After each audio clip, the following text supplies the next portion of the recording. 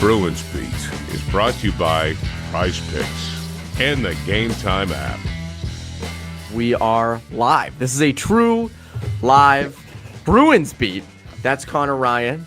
I'm Evan Marinofsky. We're presented by Prize Picks. Go use that promo code CLNS to get $50 off that first purchase. Terms apply. We're also presented by Game Time. Go use that promo code CLNS to get $20 off your first purchase. Connor, what is up? Evan, I'm here. How are you doing? Interesting times. But can't say surprising times either. You look at Jim Montgomery fired by the Bruins this afternoon. Came out around 4:20-ish. Bruins fired Jim Montgomery. Joe Sacco promoted as the interim head coach. He was the associate head coach. He was given that title over the summer. Been with the organization since 2014. Just sort of your initial thoughts. Yeah, I mean, as you said, I think it was all but inevitable when you look at that result on Monday against the Blue Jackets. Felt like a new low, and there's been a lot of lows this year in terms of these games where it feels like this team has completely bottomed out and hasn't really shown much of anything.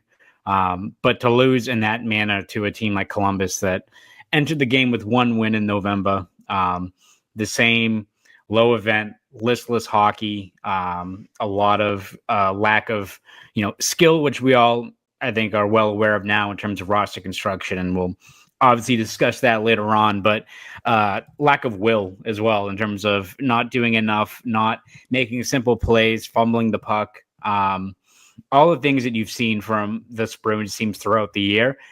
It feels like something had to give, right? And I think you look at where the blame goes. I think some of it falls on Montgomery, obviously, in terms of not getting this team ready to go. But this is the first step in terms of what you got to do to try to, give your team a kick in the ass. And you can't fire the players, right? You can't trade out 6 guys or something like that. So what has to be the result? It's moving on from Montgomery, a guy that's accomplished a lot here, but you look at the options available to the Bruins and the lack of results that you've seen there.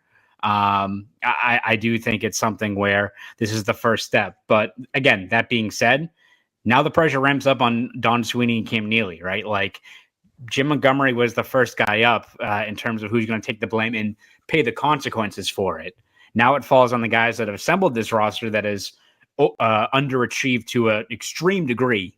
They're the next ones up, and it's going to fall on them in terms of their next moves, and especially the players themselves to dig the team out of this, because right now it cost a good head coach a job in the NHL. Yeah, I obviously, was it the right move? Yes. I mean, they needed a change. There's no doubt about that. I mean, it's kind of been obvious for the last couple weeks, but it's not all his fault. And ultimately, this lies on the players. I mean, this roster, and this is another thing we've said for weeks. This is sort of an extension of what we've said for weeks, is this roster just bad? And the answer is probably yeah. Like, it looks like it, doesn't it? I mean, the amount of guys underperforming, and, coaches don't just get fired out of the blue. Obviously, 8-9-3 start for Montgomery. He's also a lame duck coach. They didn't re-up him before the start of the year. But just the sheer number of guys underperforming through the first month, and not just underperforming, but like completely missing the mark. I mean, Jay Fresh just tweeted out some of the player cards of guys like Beecher and Lindholm and Coyle and Zacha, and they are embarrassingly bad. And again, like the sheer number of guys that are not coming close to doing their job. I mean, again, they got booed off the ice Monday night, 5-1 loss to Columbus. And, again, it goes deeper than just the head coach. And that's kind of what I want to talk to you about, is this runs deeper than the head coach. And I do feel, happy for Joe Sacco, obviously. He's a local guy from Medford, went to BU, played at Medford High, has been here for 10 years now, has obviously earned another shot at being a head coach. Yes, that's right, a Terrier. A big day for the Terriers for you. But again, I don't think this is going to be the turnaround you saw when Bruce Cassidy took over. And it was like, all right, he just kind of lit a fire under the roster. I mean, they seem helpless. And that's where like I do feel for Joe Sacco a little bit in terms of like this is a hard situation to try to take control of because you've heard the Elliot Friedman reports about the Swayman contract kind of looming large and they were behind after training camp and all these different things. And you got to step into that. I mean, and Diver was saying this to me last week on this podcast of like what difference is a new guy going to make? And I just they had to do this obviously, but this is not they're 10-0 in their next 10 games and they're in second place and they're in a good spot. Like I think this could be this is much deeper in my opinion. Yeah, I mean, as you said, you look at the turnaround they had under Cassidy. Yes, that was a team that was underperforming, and you could make the case that the time had come at that point for a guy that had been there for a long time in Claude Julien. And again, it's kind of it's branching off from what we've seen the last couple of years in the NHL where guys have such a short shelf life. Felt like probably time had come there. But with Bruce Cassidy coming in, a guy who's, gets put up to the Bruins coaching staff that year, a guy that had a little bit of a different approach from especially a guy like Claude Julien. You could make the case that him jumping in, changing things around with that group, and taking over roster that, as you said, like they had really kind of, I think, plateaued under Julien, but still had Bergeron, you had Krejci, you had David Pastrnak, who was a budding superstar. You had guys, in the pipeline at least of, those before like 2015 really took hold, but you had like DeBrusque was a guy that was coming up. You had McAvoy. Felt like that was a team that, again, was at the tail end. Anders Bjork was a big prospect back then. Exactly. So, I mean, you look at that team. Were they underperforming? Yes. Did they need a change in voice? Yes. But that felt like they were at the end of that kind of really arduous retool that they were in as opposed to a full-on rebuild. This team, again, as you said, a lot tougher because you look at this team and beyond the fact you've got, your team is missing a lot of depth. You have a lot of guys that aren't pulling their weight. It's not like there's just one issue with this team, right? It's not like you look at the power play and like, the power play is killing them, which it is, right? But oh boy, that's not the only fix. But that's not the only fix, right? Is that going to fix like the lazy passes going into the middle of the ice that are getting picked off? Are you looking at a situation here where the Bruins are trying to, find a spark or anything like that? Yeah, like maybe that helps them get the kick in the ass that you're looking for, but is it enough in terms of just the personnel in place that these players where the onus is going to fall on them that they're going to dig themselves out of it? Like maybe, the Bruins, I think, are banking on the fact that a new voice kind of steps in and takes over, but I don't know if that's necessarily going to be the case with the talent or maybe lack thereof that is on this current team. You don't have 4 or 5 guys waiting in the wings ready to break through. You have guys who have a track record, right, of a Pastrnak and a McAvoy, and they've all underperformed. Elias Lindholm's underperformed. Jeremy Swayman's underperformed. But you still have way too many guys across the roster that are either in elevated spots where they probably should be a line or two below where they are, or guys that are so lost in their own game that they're not, like, look at Elias Lindholm. Like, can he be a better player? Yeah, of course. But, like, are you expecting just because Joe Sacco's in there, he's going to be like, no, I'm going to go back to not even the 42 goal Lindholm, but the guy that was you hoped going into the year, what do we say, like 60-point two-way forward? That's kind of what you're banking on. I also think they're teetering with this roster because, as you said, like you have so many guys. You have your Fredericks and your Geekies and your Marchands that are a year on the last year of their deal, but then you've got a lot of money tied up in Elias Lindholm and Nikita Zadorov and Jeremy Swayman. And again, Swayman, I think, missed training camp, which we can get into in a bit on sort of how bad that was all handled at the time, which we, again, talked a lot about at the time. But you have a lot of money tied up in guys for a long time. And that's why I see some people saying blow this whole thing up. I don't think it's that easy. You are littered with no movement clauses. You have the hand you're dealt. Like, you can't do it. People need to stop.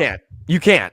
You can't. That's the other part. Which I don't know if you want to hear that. Cause I don't know if you want to hear that because that sounds even worse. But that's the hand you're dealt. So people can stop with saying you just trade the whole roster because it ain't that easy. You can't. It is impossible to do so, as you said, because of the no moves and the no trades and things like that. And that's why we'll get into trades in a little bit. You kind of have to work with what you have. And I think that the other thing is like for Sweeney and Neely.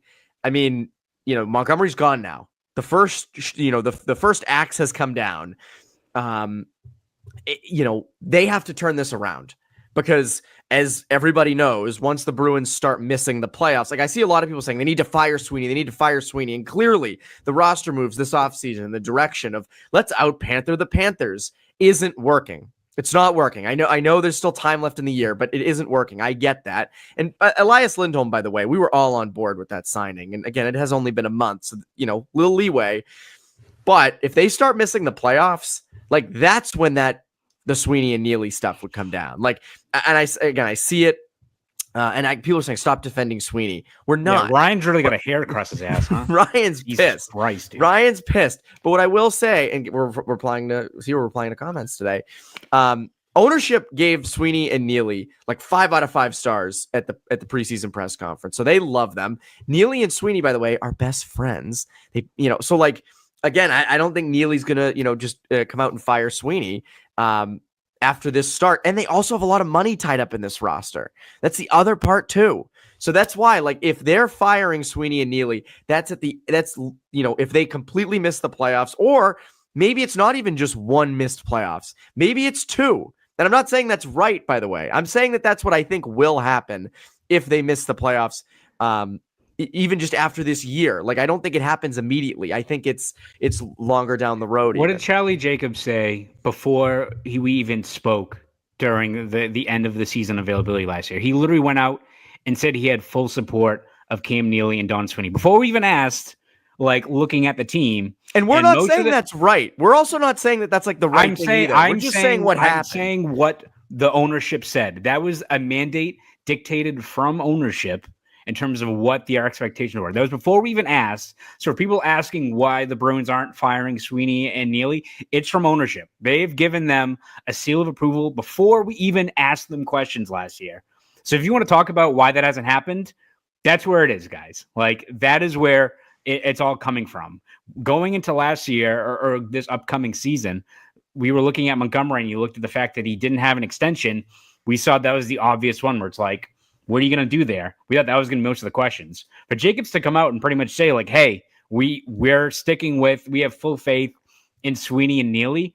That's where their mindset is right now. Now, will that change if they don't make the playoffs? Will that change if the product that's on the ice, which has been terrible all season long, is that going to stay in place if this team misses the playoffs? Probably not. That's when the consequences are going to come. But I don't think you're going to see that until you get to the end of the year. I don't see the ownership group making those kind of seismic moves before then. That's just their approach going into this year. No, they won't. And again, the coach is the easiest one to do, and that's what happened here. And I think that, something else that should be noted is I remember when Bruce Cassidy got fired. I think it wasn't understood how much he had lost the locker room. We can get into kind of the players and their response because that's obviously a major storyline with this. But we don't know the inner workings of what happened with Montgomery there. We don't yet. I'm curious if stuff comes out. I'm curious if things leak out or whatever. But we don't quite know yet how players felt and this and that, which again we will get into because I think that why don't we do it now? Why don't we do it now, Connor? Let's do it now. We'll do it live. Connor. Obviously, there's a lot of blame to be passed around, and I think the players are number one in terms of who you're going to blame. But I don't think it's just for the play on the ice. This is 2 coaches in 3 years, and they've been 2 extremely successful coaches. I mean, the everyone's tweeting the records. I don't have it right in front of me, but like Jim Montgomery's had an incredible record here. Won a Jack Adams. Bruce Cassidy had an incredible record here. Won a Jack Adams. And yes, coaches are hired to be fired, but Bruce Cassidy was, I think, 5 seasons, and Montgomery didn't even hit halfway through his third. So again, this core, right? Like we talk and we hear it all the time. We've heard it for 2 decades now. This Bruins culture. Oh, everybody wants to come here. Every player, they want to be a part of. We know what's going on in Boston. That culture dead. Because I got to be honest, Connor, like, okay, so they send Cassidy packing because he's too tough on them. All right. They bring in Montgomery, who brings this positive, different approach, or a little bit different. They kick him out after not even 2.5 years. And again, I go back to this leadership group: Pasternak, McAvoy, Coyle, throw Carlo in there.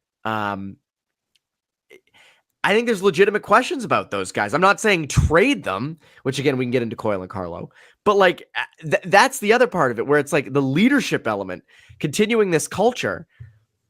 I don't know how it exists if you're turning over coaches like this. Stable organizations don't do this, and they're doing this. Yeah, no, there's a legitimate question to be asked about just like the fortitude of this team and the way they're playing. Because as you said, the whole narrative around Bruce Cassidy is that message had gone stale, wasn't doing enough to encourage the players, wasn't getting enough out of the younger players. All things was way too hard on them. All right, you opt for a different voice there in Montgomery, and the results speak for themselves. And then you get to a point where, like Jim Montgomery at the tail end of it is taking his team to task, holding them accountable like a head coach should, of like calling up Brad Marchand, who committed a shitty turnover in Utah and got called out for it, for benching David Pasternak, who's had multiple games where he's not done anything at all in terms of generating offense. And you look at just the lack of respect for the team,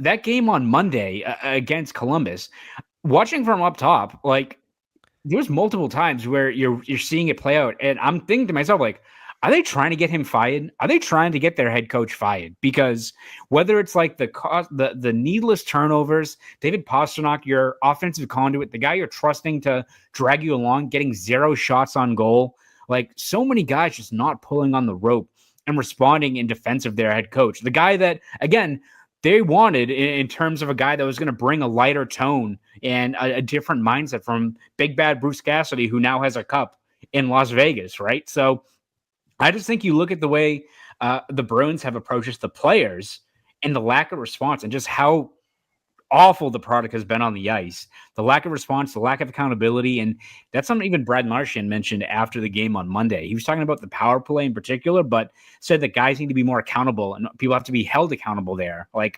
Are you talking about, that's not when you look at a guy like Morgan Geekie or Trent Frederick or these guys that have to be much better, obviously. But when you're looking at guys that need to be held accountable on the power play, are you looking at David Pasternak? Are you looking at Charlie McAvoy, who has not done much of anything up top on that power play unit?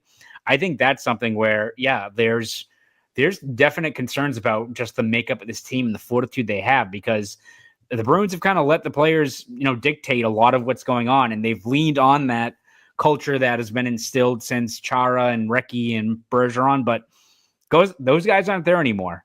And again, Marchand tries to, I think, do what he can, but if he's the only guy listening, the only guy setting the tone, you're going to have a pretty rudderless team. What do you know? This team looks pretty friggin' rudderless right now.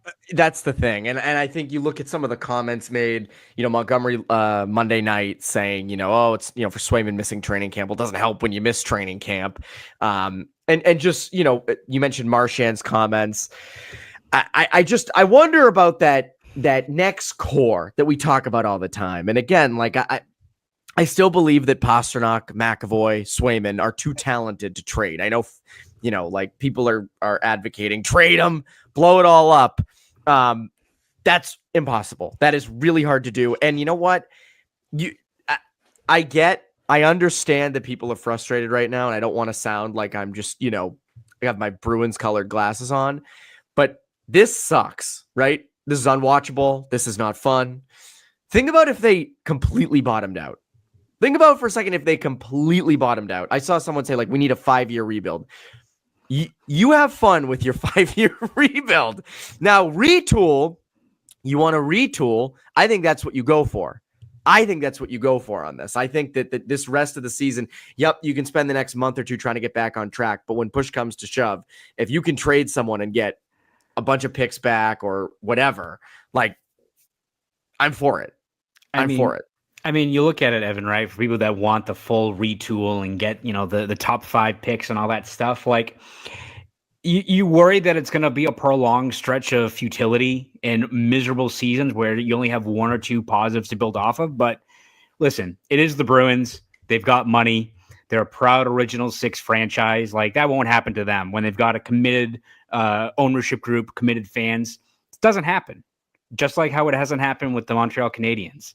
Well, the Detroit Red Wings, who have been dog shit. So if you want a full retool, you want to look at James Hagan highlights and hope that he falls to you. This is your fault, by the way, Evan. I know. Look at what I did. I've done all this. You want to look at McKenna next year or someone like that?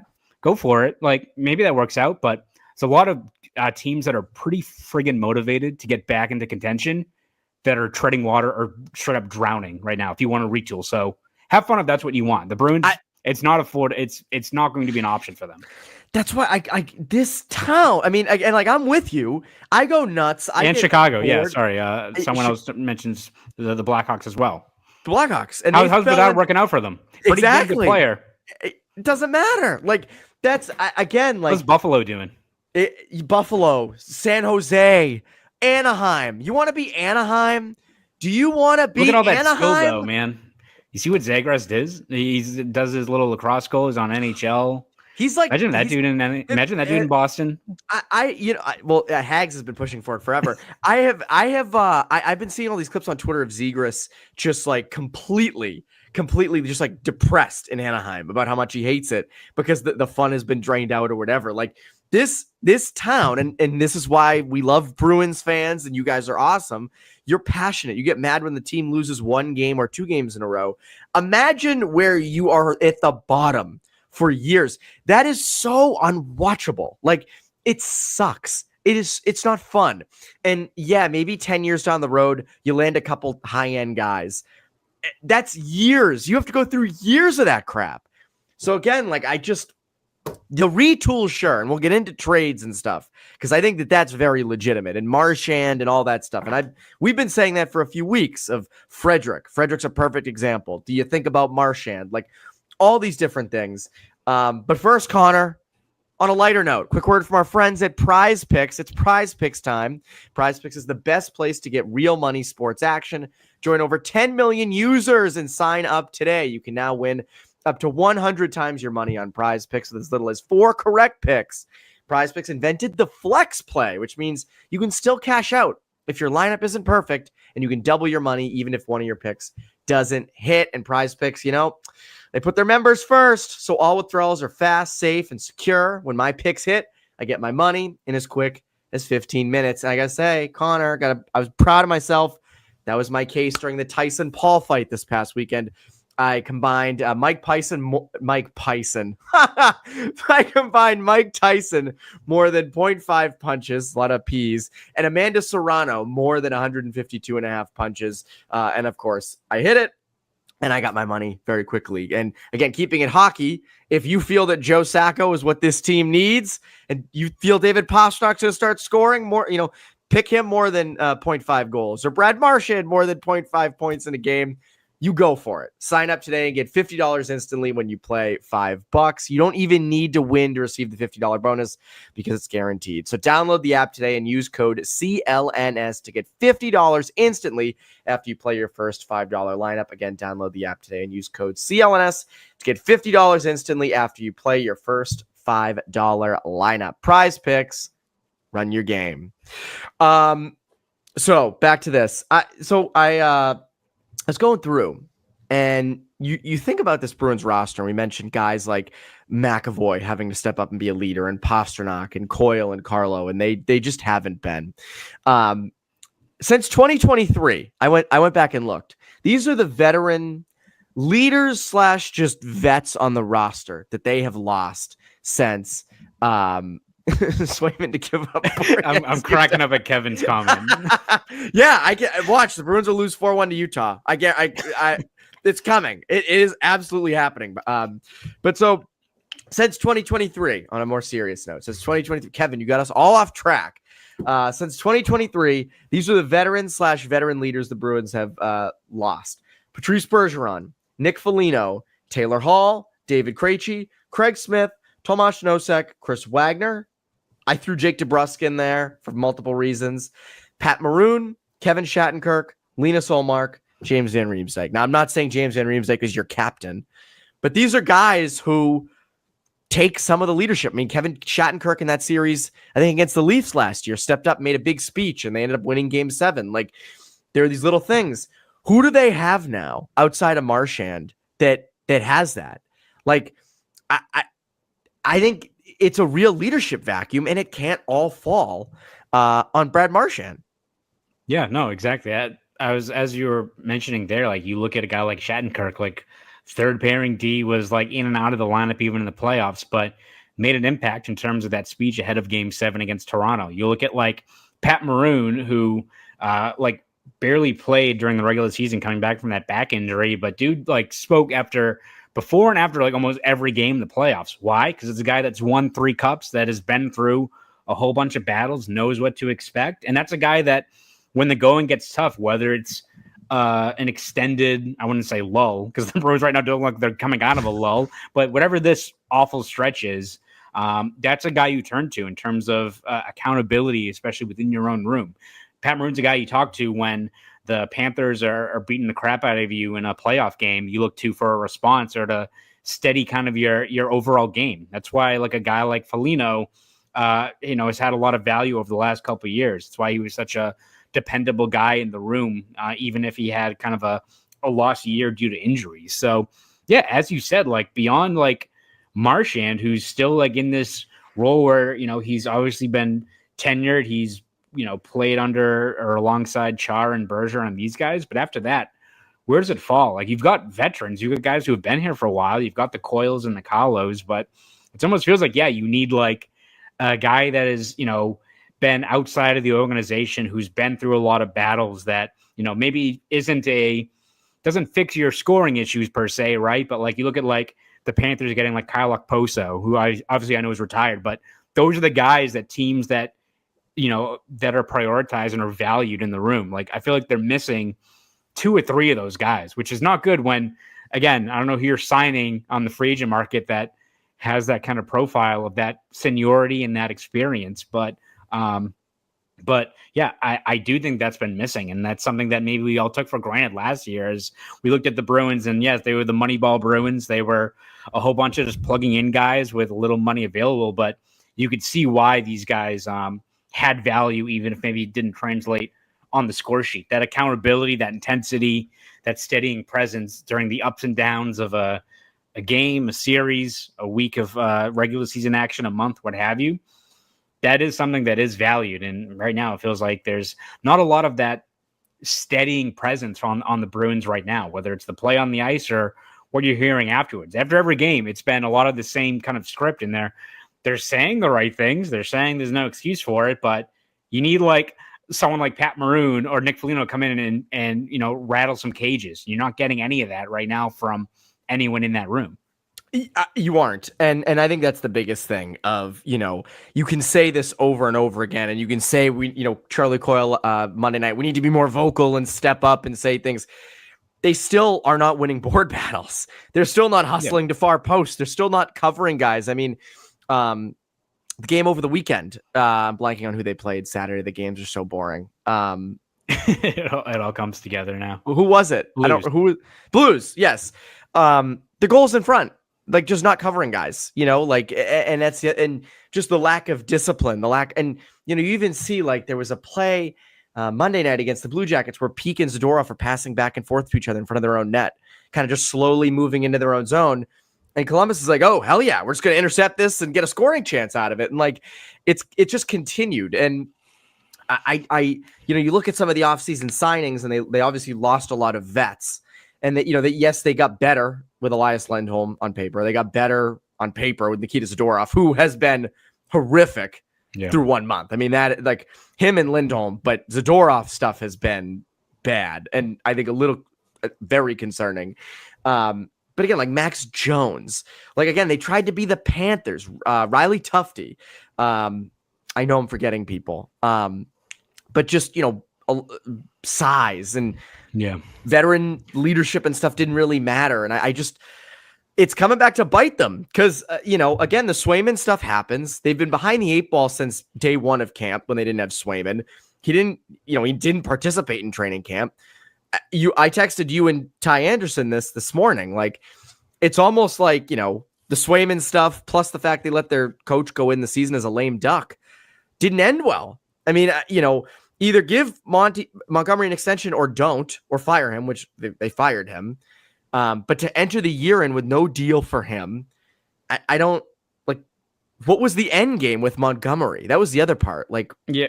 I mean, hoping that's the whole thing. Is like maybe his fate was sealed already going into the year in terms of not giving him a contract. But even going back to what you said about like the construction of this roster, and they got bigger, stronger, meaner, whatever you want to say. It hasn't led to any results in the regular season, and you can't build a team for the playoffs if they're not even going to make the playoffs, right?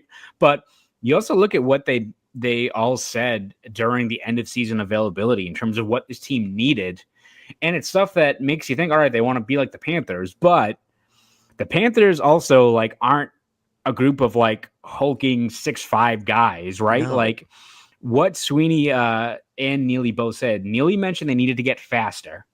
That was is quoted that they needed to get faster, and Sweeney mentioned secondary scoring. And what did they do? They got a whole lot slower, and they let all of their secondary scoring leave in free agency, and again, rolled the dice on a lot of guys on the team coming off of career years that were banking on that being the norm. And that's a whole lot of risk to invite in terms of a team that, again, when you add in the fact that they're losing board battles, they're not quick on the puck, like I feel like the Panthers have just broken this team in terms of like what completely you prioritize, how you approach things. Because you got like Kachuk, who's a big body and is a shit stirrer. You've got a few bigger guys on that blue line, but I think that you look at being better equipped for the playoffs, and it's like, oh yeah, Zadorov 6'6", hits like a freight train when you look at like the highlight reels. But I don't know, you go to the playoffs. Is Sam Bennett the most intimidating dude? Is he a big guy or anything like that? No. But how does he play? How does he play? He plays hard. Yeah, and that's what you're not seeing. And they have so many guys that even if they aren't fitting the profile of 6'3", a bunch of Pat Maroons or anything like that, they have a whole bunch of guys that skate hard, close in on the puck carriers, make things happen, cause chaos. Like, why is it a surprise that the only group of forwards this whole year that have been skating hard, closing in, forcing turnovers, the Kepke, Kastelik, Beecher line, it shouldn't be any surprise they're the one line that has been pretty solid, at least for a stretch this year. It comes down to guys that are going to play hard, skate hard, and cause chaos. And that's what you need in the regular season. That's what you especially need in the playoffs when a lot of the skill and open ice is really negated. And the Bruins, again, said all the right things in May when you're like, all right, this team's got a lot of money. They seem like they know what this team needs in terms of remaining competitive moving forward, and then kind of shifted gears into a group that is slow to win battles, is slow to puck races, all those things that have them now as this product that I don't even know what to make of it other than it's really friggin' ugly, Evan. It is ugly. I want to get into sort of what they should do from here, the future of Joe Sacco, and sort of what that is going to look like, things like that. But first, game time. So if you want to go to the game or go to any game, there's nothing like watching an NBA or NHL game live. The energy in the building, the sounds on the ice, the court, the memories you make with family, friends, and other fans. It's unmatched. The coolest part is when strangers sitting around you become your best friends. You can make these memories with Game Time, because Game Time has a new feature called Game Time Picks that makes getting tickets to see your favorite teams play live even easier, because it filters out the fluff to show you only incredible deals on great seats, so you don't have to waste time searching through thousands of tickets. Curation just makes it easier to save more on sports, concerts, comedy, and theater. When I use Game Time, I love the flash deals, which help me get discounted prices on really good seats. Plus, who doesn't love Seat Views, which gives a panoramic view from your seat in the app before you buy. So take the guesswork out of buying tickets with Game Time. Download the Game Time app, create an account, and use code CLNS for $20 off your first purchase. Terms apply. Again, create an account and redeem code CLNS for $20 off. Download Game Time today. Connor, what time is it? It's game time.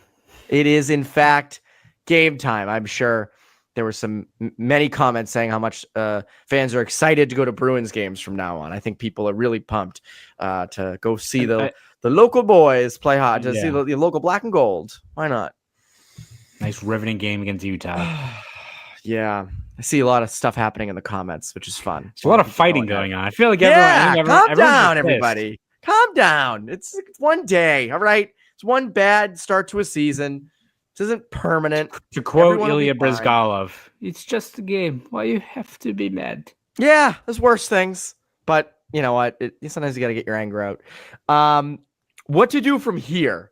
So we mentioned trades. I have friends texting me being like, the Bruins are the Blues, the 2019 Blues. Like, this is the worst thing that ever could have happened is that Blues team going on that run. Beyond the fact that they crushed the Bruins' best chance of winning another cup. Yes. Them coming back and making that run is now, I think, dispelled the illusion that, you can just suck ass for the first 3 months and be good to go. Doesn't matter. No, like it's not great. If you're the Bruins and you somehow get your act in gear here and start piling on points, you're still going to be, in March if all these other teams are playing well, looking at games in hand, all this stuff, because you've been playing like shit for over a month now. Like, it's not great. NHL stuff is throwing around a lot of comments. Yeah, I did not get him fired, and that is not true. That is untrue. It's funny because like there is that part of you. I think everybody has this where it's like, oh, they could turn it around, and Joe Sacco could. Like he was a Jack Adams finalist in 2010. Like I see a lot of Joe Sacco hate out there, so just giving you the other side, but we talked about this the other day. You only have a certain window to do a retool before you go over the cliff and you have to do a full rebuild. The Penguins right now, by the way, are that team. Penguins are fucked. That team is really screwed. That team is in a horrible position. You are not them. You are not them. And I don't think you're really even close because their core is like 39 years old. Your core is not. So like you're in a better spot there. But in terms of a retool, you look at like trade candidates, and I think it was Elliot Friedman who mentioned, Sweeney's trying to work the market, trying to bring in guys. Please do not trade your first round pick. Like, don't be trading your prospects. Don't trade your high picks. But you look at like the roster, right? Like Frederick's the easy one. Last year of his deal has value. Like that to me is an obvious, like we've mentioned, like the Tanner Jeannot package. Well, here's a question for you. Still an insane return. I still, now that like the rumors have sprouted up, I think over Frederick, I keep on looking at that Jeannot trade and be like, how the shit did that happen? I don't know how Tampa gave big up and tough all those picks. Yeah, people get so horny over big and tough guys. They watch the clips of the hits. They don't watch the 5 seconds of them skating before said hit. Exactly. So I look at like, Frederick and potentially dealing that. Here's the question though. So we mentioned giving up guys for picks to try and retool, or prospects to try and bolster the farm system to also retool. Would you do a player for player swap? Like if there was like when Jake DeBrusk was on the block years ago, it was like, oh, Jake DeBrusk for Mason Appleton, which I never am a fan of, but like it worked in your favor to an extent. Doesn't look great now, but like Eric Holla with Pavel Zacha, that made sense. Would you look for roster players in return, or would you go for picks? I think I would go for picks. I would look for, right now, what do I think the Bruins are going to do? Because I think what the Bruins are going to do, they're not going to go for picks. They will not. I think they've invested too much money in this team, and that's going to lead to a lot of people being really pissed off. But the Bruins and ownership committed a lot of money. They're going to do what they can, at least this year. And again, if they don't make the playoffs, all bets are off in terms of this offseason, in terms of, I think, guys like Sweeney and Neely being taken to task in terms of the direction of this team and where they kind of charted things. But from what the Bruins are probably looking at, I think you look at what the issue with this team is, and shit, there's a lot. But if you're Sweeney and Neely and you're trying to get things started here, I think the most obvious thing is you look at player for player swaps and see if you can just shake things up. Does that mean like you're trading? I think Ty Anderson mentioned this yesterday, like a geeky for like an Anthony Beauvillier, who's also a guy that's underperformed, like just putting a new body in or something like that. Doesn't steal the headline, doesn't do anything like that, but is that someone who just putting a new body in there, shipping a guy out, sends kind of a shot across the bow, like, hey, we got to get our shit in order. It's like, we know the coach is going to get canned. That's what happens to every team. Oh, shit, they're trading Geeky or they're moving Frederick or someone like that. Maybe that's when it raises the stakes and the consequences of what playing like shit hockey can do to this team. So, yeah, I don't think the Bruins are going to, unless things completely bottom out and keep on getting worse, and we're in January and they're 10 games under 500, maybe then they adjust their strategy and try to make the most of a lost year and try to do maybe like what the Caps have done this year, where it's like 2 or 3 years of regression, selling off guys when needed. And what do you know? They're kind of back. I don't know how they're back, the Caps, this year. I don't know what's going on there, but that's a sign of a team that identified when things were going south, were opportunistic in terms of selling off pieces, and they're kind of back in the mix now. They got Ryan Leonard and a few other guys in the mix coming up. It's like you like where they are, even if maybe they're not going to be a powerhouse, they're going to be in the mix again, which is what you want. If they continue to tread water or downright struggle like they have, the Bruins, that is, maybe then they adjust their strategy. But for now, I still think it's something where they're going to look more for player moves if they have to continue to shake things up, which again, maybe Sacco gives them a little bit of a jolt, but you look at this team, look at how they've underperformed, the players themselves that aren't pulling their weight. Feels like another shoe has to drop in terms of sending the message that what's gone on these last 6+ weeks, completely unacceptable. Yeah, you can't just do the coach. You can't. And Fred, we've talked a lot about Frederick, but like two others I think are interesting. Like Charlie Coyle's name's been kind of tossed around. Pavel Zacha. Zacha, I can't see them dealing because that is Pasternak's guy. And Pasternak's here a lot, but he's playing like shit. So he is playing like shit. I agree, but I also think like Pasternak does have some leverage in terms of his contract and all that stuff. I just wonder if like I'd be open to trading anybody on this roster right now, other than your three pillar guys. I know a lot of people aren't going to like to hear this, but McAvoy, Pasternak, and Swayman. I know a lot of people want to trade Swayman now because they're blaming him for this whole season. And yeah, that stuff was completely bungled. But like, I still think like Swayman will even out. It will, he's gonna go back to the middle or better. I mean, he's playing like crap right now. There's no denying that. But anybody else, like I would listen on anybody else. I would. And I don't know what they're getting you. I think Zacha and Coyle, you could get, players, like definitely solid players in return, a player or players in return. And I also just wonder, in terms of like in my ideal world, if you're retooling things, you could get like around the deadline, like you get a first for Zacha. You kidding me? That's a top 6 center or left wing. Like I know he's playing like garbage right now, but what he can be. I mean, people forget how much teams pay for mediocre talent around trade deadlines. Like if you really wanted to retool and you wanted to deal Zacha and Frederick and even Geeky, like around the deadline, or even a Coyle, like you would get legitimate things back in return for those guys, I think. Yeah, so. No, exactly. So I think it just falls on, again, I think the roster has to be the next thing that people have to hone in on. And again, like people that are looking for Sweeney and Neely as next guys up, well, the shield is gone now in terms of Montgomery, that the criticism is going to fall on them if they continues to scuttle going on this year. But for right now, in terms of what needs to happen to pull this, to right the ship and get this team rolling, it falls on the players. Like, you can look at this roster and how it's flawed and, not accounting for the regression.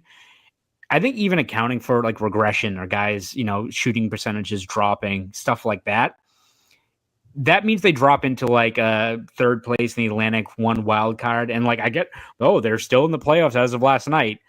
But like that regression shouldn't equate to what we've seen. Like this is top 5 pick, like rudderless shit hockey. They're like, third in goal differential in the league. Yeah, behind what? The Penguins and the Sharks. Like in San Jose. Not 2 teams you want to be in. So like right now, at least right now, we can talk about Sweeney and Neely and all that stuff, and I think that will get pushed until April and May. It might just be April. This team's not in the playoffs in terms of where the accountability goes. But I think for right now, in terms of the next step, falls on the players. Like Sacco, I think can provide a new voice, can do those things to try to get this team rolling. But Sacco is not going to be the guy that is holding on to the puck, fumbling the puck at the blue line on a power play. Sacco's not the guy taking a shitty high stick in the offensive zone.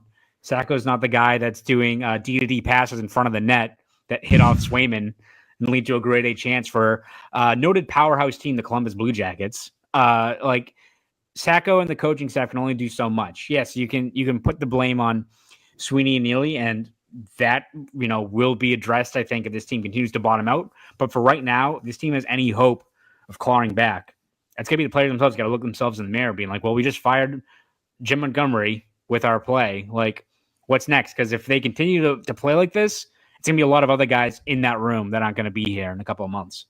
No, they won't. And again, like, I get their desire to want to continue to compete because obviously they've put a ton of money into this team. They're spending near the cap. They just signed a bunch of guys in the offseason for big money. But like you've said it before, you want to be like Detroit and just keep extending we're getting in the first round. Oh, we're getting those playoff tickets. Like it always crashes. It always crashes. And if you have to take this year and next, where you're, middle of the pack, just outside the playoffs, but you're drafting a good amount of guys. People are getting on me about saying that like Zacha could get you a first round pick. I think people forget how desperate teams are around the deadline. Look at the Tinder Janot trade. Like, go look at the freaking past bunch of trade deadlines. Like, Pavel Zacha, I know he is not doing well right now, but there are teams who would give a lot for that around the deadline, who just want a shot at the cup, okay? So, like, is Zacha a first rounder in the middle of the summer? No, probably not. But the market dictates it, and around the deadline, it gets crazy. So that's my response on that. Brad Marchand. Marchand's in the final year of his deal. Obviously has not signed a new one yet. The captain, all that stuff. Again, exactly. Bertuzzi got a first round pick. Evan's right. Thank you, G Walker. I appreciate you. But Marchand to me obviously would get you a lot around the deadline. But I also look at like the leadership vacuum that would create if he left, right? Like if they traded Marchand, just the amount of are McAvoy and Pastrnak ready to potentially be captains? I don't think so. They're not there yet. Clearly they are not there yet. I mean, this is their second head coach. I'm not saying they themselves have gotten fired, but they have been main guys on the team of coaches that have gotten fired. Two really good coaches, by the way. You can say what you want about Jim Montgomery. Really good head coach who's going to land on his feet somewhere, get a really good job either this year or in the offseason, and probably going to win a cup, given how things went with Cassidy. But again, like, do you want a chance poisoning the culture even more by dealing a guy like Marchand? Yeah, I mean, it probably depends on just if things really bottom out and you're looking at really blowing things up, which I don't think they're going to do. But if it really does hit that point, yeah, like if Marchand's gone, like your next captain, I don't know. I'd assume that they would give it to McAvoy, but like, I don't think he's ready. I don't know about that. So like, I think that is a legitimate question as to what exactly this next leadership void is. If you do move on from Marchand, again, maybe if you're accepting you're rebuilding 5 years down the road, maybe that's something that you are addressing. But yeah, I do think that's a legitimate question. If you're looking for a retool and you're going through a few lean years, maybe you keep Marchand around for that transition period. But yeah, I think the bigger question isn't like, oh, like just hold on to Marchand the whole rest of the way. Like, who cares if you get a draft pick or anything like that? No, but I do think if you're trying to foster that next, wave of young talent, when you've got guys like, Poitras coming up or what have you, I think having a guy that will get on players like Marchand, I'd rather have him here than what is the second wave of that leadership group, because right now, not really that impressed.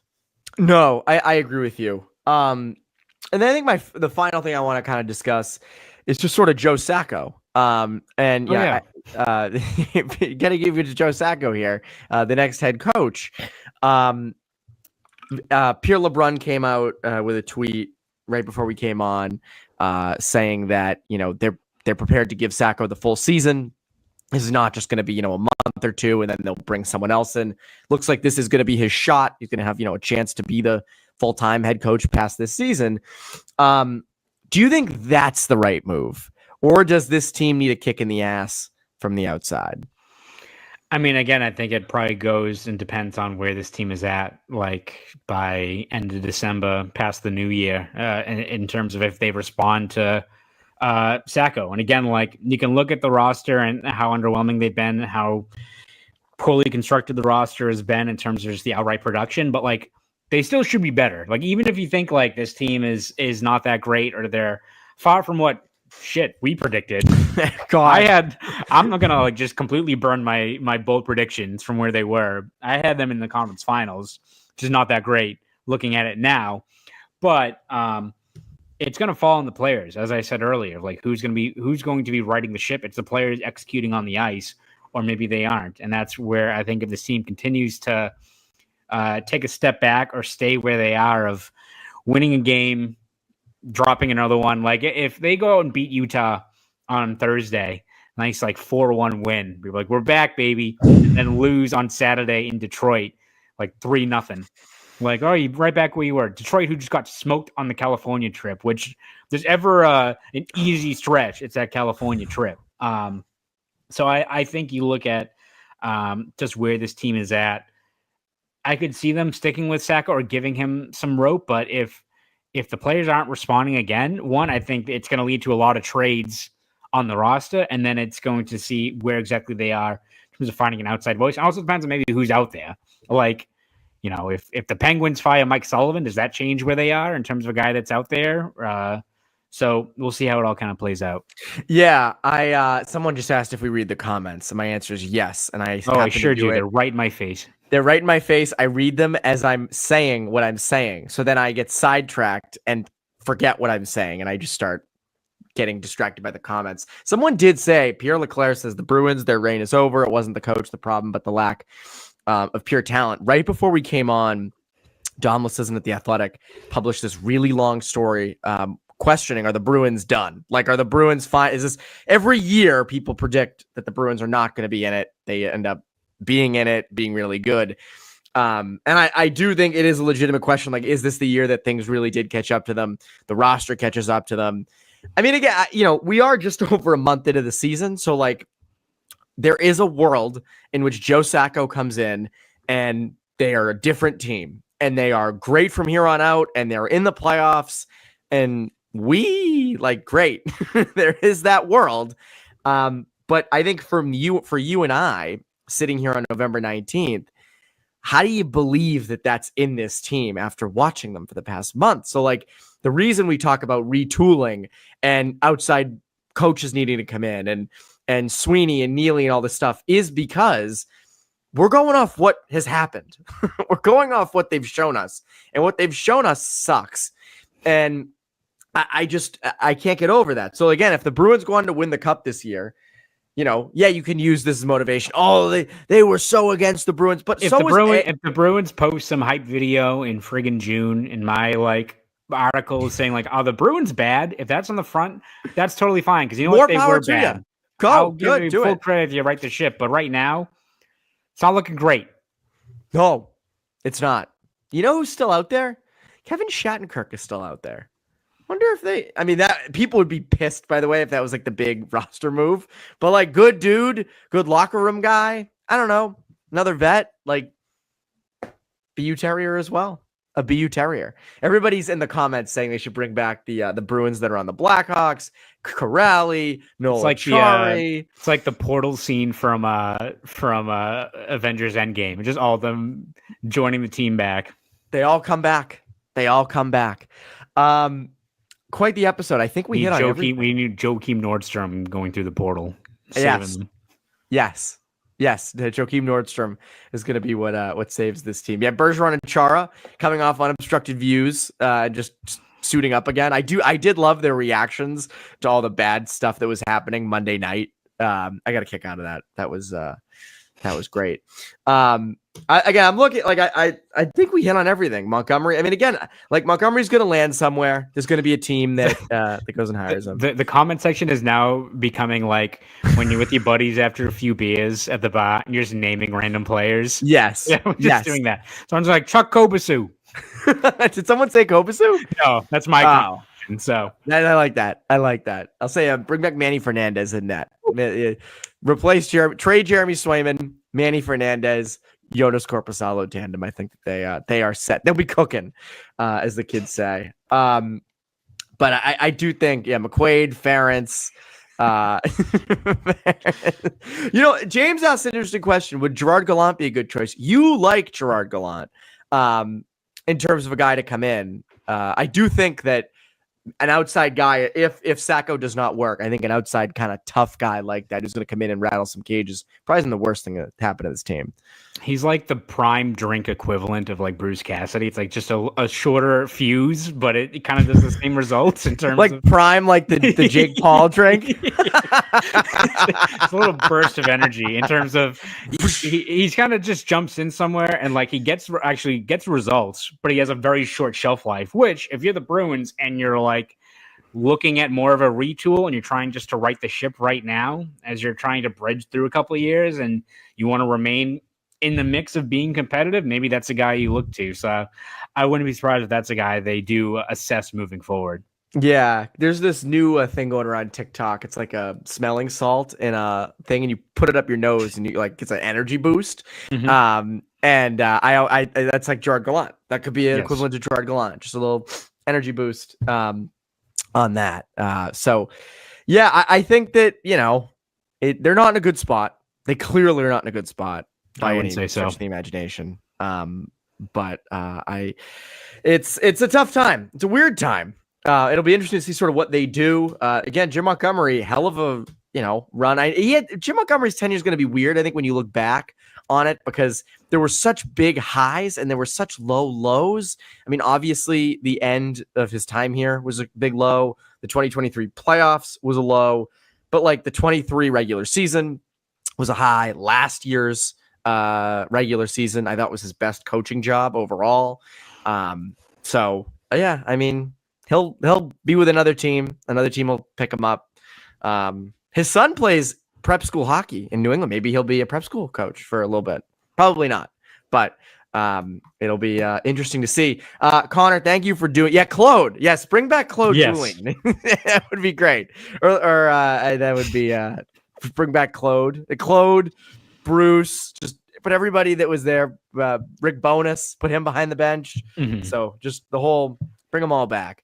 Connor, what can the people look forward to from you at the Globe and Boston.com? Yeah, we're going to have you covered every step of the way this Bruin season, be it a coaching change, maybe trades down the line, features, recaps, columns, all that good stuff. You can read over at Boston.com. The Boston Globe. Yes, Dave Lewis too. Get Dave Lewis on the bench. I think this one's already like bring back Jim Montgomery. So we're doing well. But yes, you can read my stuff, Evan, over at Boston.com and the Boston Globe. And if you want to follow me on Twitter, you can at Conor Ryan _93.